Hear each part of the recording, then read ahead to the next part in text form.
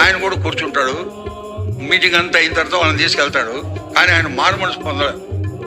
ఒకసారి ఆ సంఘ పెద్ద ఒక ఆయన పిలిచి, ఏమయ్యా నువ్వు మందిరానికి వస్తున్నావు, ఎంతో పేషెంట్గా కూర్చుంటావు, నీ భార్య పిల్లలతో ఎన్నో సంవత్సరాలు ఎందుకు వస్తున్నావు పోతున్నావు, కానీ నువ్వు మారు మనసు పొందితే బాగుంటుంది కదా, యేసు ప్రభువుని అంగీకరించరాదా అని అన్నమాట. అంటే ఆయన అంకుల్ నాకు మారు మనసు పొందాలని ఉంది, కానీ మారు మనసు పొందిన తర్వాత ఆ ఎల్డర్ మాదిరి అయితానేమో. ఒక ఎల్డర్ ఉన్నాడు, ఎప్పుడు కొట్లాడుతూ ఉంటాడు పబ్లిక్గా. నేను అట్లా అయిపోతానేమో అన్న భయంతో నేను రావడం లేదన్నాడు.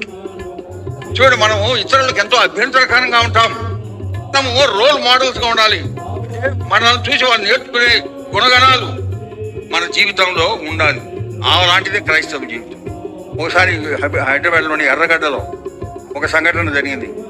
ఒక ఆయన పోలీస్ ఇన్స్పెక్టర్ ఒక అసెంబ్లీ నుంచి మా దగ్గరకు వచ్చి, అయ్యా నేను రిటైర్ అయినాను, మాకు పెన్షన్ వస్తుంది, నేను నా భార్య మేము వీఆర్ అవైలబుల్, మమ్మల్ని ఎక్కడైనా పంపించండి, వాళ్ళు ఏం డబ్బులు పని లేదు, మేమే చూసుకుంటాము అని అన్నారు. అంటే ఎంతో కాలం ప్రార్థన చేసి అక్కడ ఉన్న సేవకు మన బ్రదర్స్ తోటి హెబ్రోన్లో ఆయన్ని ఎర్రగడ్డకు పంపించాం.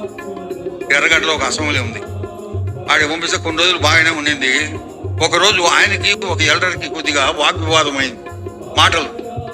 మాటలు ఒక్కోసారి కోటలు దాటుతాయి. మాట్లాడినారు. పెద్ద అది సీరియస్ అయిపోయింది.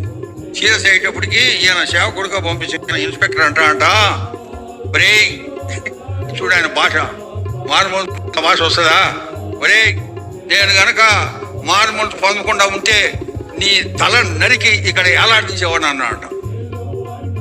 బాబురే, అది ఎట్లా ఉంటావా, మారుమూల పొంది అట్లా మాటలు వస్తాయా?